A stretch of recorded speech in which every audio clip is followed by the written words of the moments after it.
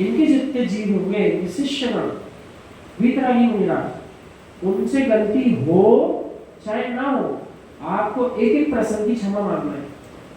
लेकिन दूसरे तीर्थंकर से लेकर के 23वें तीर्थंकर तक जितने मुनिराज हुए उनके लिए आज्ञा है, जितना बंद आपने किया, जितना पाप किया, उतने की क्षमा मांग लो, चलेगा।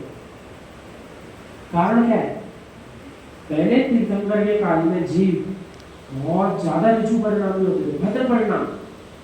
गलती भी हो गई तो गलती समझ में नहीं आती थी गलती कर, तो उनसे कहा आपको तो गलती हो चाहे नहीं हो, क्षमा मांगना। और 24वें तीर्थंकर के बाद जितने शिष्य हुए उनके लिए इसलिए आवश्यक किया कि आपसे तो गलती भी हो जाती है तो आप और गलती करते हो, आपके जानने में भी आ जाए कि गलत हो रहा है तब भी वही करते हो, इसलिए आपको तो हर एक गलती की क्षमा मांगना है, चाहे नहीं हो चाहे नहीं हो। इतना अभद्र परिणाम। लेकिन बीच के जो 22 तीर्थंकर थे उनके काल में जितने जीव होते थे सब बड़े शांत परिणाम होते थे, जो गलती होती थी समझ जाते थे। निहारी पहले तीर्थंकर, पहली बार जीव ने कोई गलती की, सजा में क्या बोला जाता था? हाँ।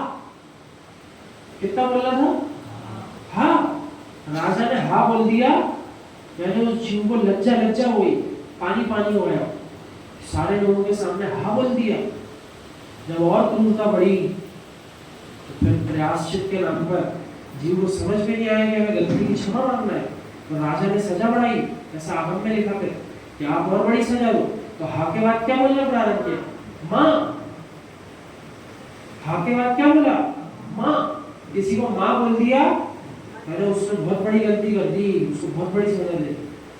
और उसके बाद जब काल आगे बढ़ा तब भी जीव नहीं सुधरे, कषाय बढ़ती चली गई, तो तीसरे शब्द का उपयोग हुआ, धिक। धिक्कार का छोटा रूप, धिक्कार हो तुम्हें, ऐसा पाप करते हो, तो धिक जिसको बोल दिया तो ऐसा समझ लो देश निकाला हुआ है उसका। ये शब्द बोलना इतनी बड़ी सजा।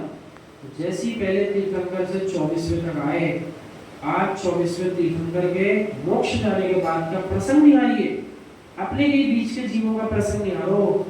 जिनवाणी भी सुन लेते हैं, जिनेन्द्र भगवान के अभिषेक भी कर लेते हैं, अभिषेक सुन भी लेते हैं, देख भी लेते हैं, सब करना है, नमोकार मंत्र भी पढ़ रहे, पूजन भी कर रहे, फिर भी जिनेन्द्र भगवान की बताई हुई बात नहीं मान रहे, रात्रि भोजन कर रहे, अनशने जल का उपयोग कर रहे हैं, और जिनेन्द्र भगवान की भक्ति भी ऊपरी रूप से कर रहे हैं। तो सजा भी कठोर होना चाहिए कि नहीं होना चाहिए?